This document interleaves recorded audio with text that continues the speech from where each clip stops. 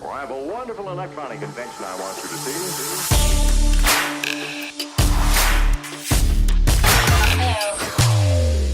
This is James Mathers at NAB 2019 for the Digital Cinema Society and Studio Daily. I'm here with my friend Steve Turner, and he's going to tell us not about new products like we usually cover, but he's going to tell us about the company, the brand, OConnor. I've been an OConnor user for decades, but the company's been around for what, 70 years? So 70 years. Yeah, it started in 1949. Yes, it's our 70th anniversary this year. Yeah. So how did it start? Yeah, well, it started. Chadwell O'Connor was a steam enthusiast, so he was really interested in steam trains, and his company made steam power plants. Okay, so he was fascinated with the world of steam. But at that time, back in the late 40s, they were decommissioning all the steam trains, and they were bringing them into the station and replacing them with diesel trains, essentially. And so what happened was, sorry, excuse me. What happened was he was getting footage of the trains coming into the stations as they were being decommissioned. And so he was going around, travelling around, and he was at Glendale station one day filming a train come in.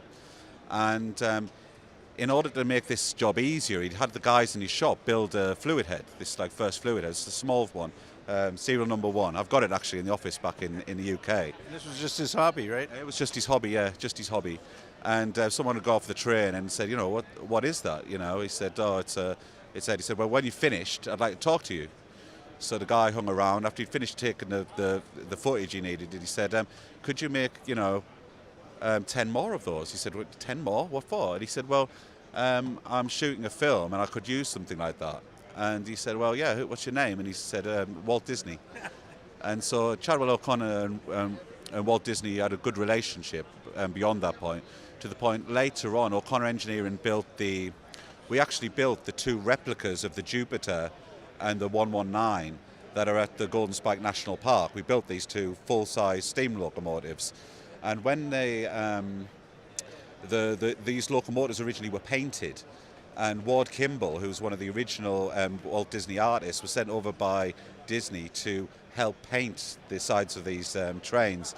So it all started from then, and obviously they were building more and more equipment. Started with Walt Disney Studios, but then obviously it went on, and they, the whole thing started from there essentially. So tell us a little bit about the range. I know you cover cameras from 25 pounds to what, hundreds of pounds? Yeah, 285 pound with the. Okay. So yeah, the big IMAX cameras, and so this is the 120EX. This is the biggest one, and this is mainly used for IMAX, very large format film, where the magazines are quite high up. Also 3D, big 3D rigs where you've got multiple cameras. So all of the big features tend to be on the 120EX. And then for everything else, they use the 2575D. This is the most famous product. It's very robust, big seller, used on pretty much all TV drama all around the world, and plus most features. That was my favorite for many, many years, but now I've gone to just a little bit lighter, 12560. Yeah, that's it's basically a baby brother to the 2575.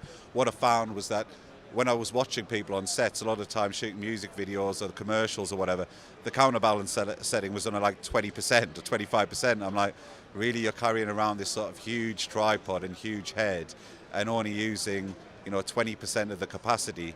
So especially for cameras like the Mini and all of the Red cameras, where even when you put a big Optimo on the front of it, it's never reaching anywhere near the capacity of a 2575.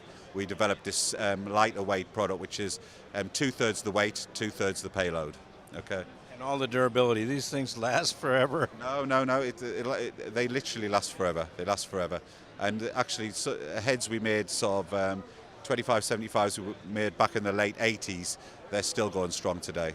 And you do service them and rebuild them every few decades? Yeah, I mean, they don't often need a service unless they've been in really, really harsh environments, I mean, occasionally, you've got a rental house, obviously you look after your gear, but they're pretty reliable. They last for a long time. They're very durable, but what happens when one drops off a cliff?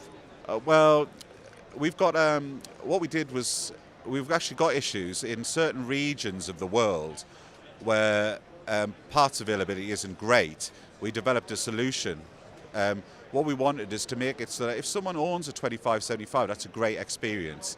And if something happens to it, God forbid, that it can be repaired within 48 hours, no matter where you are in the world.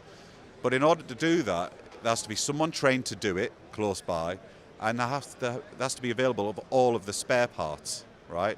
And that's probably thousands of parts. It's for 2575. It's over 600 parts, like 650 parts, something like that.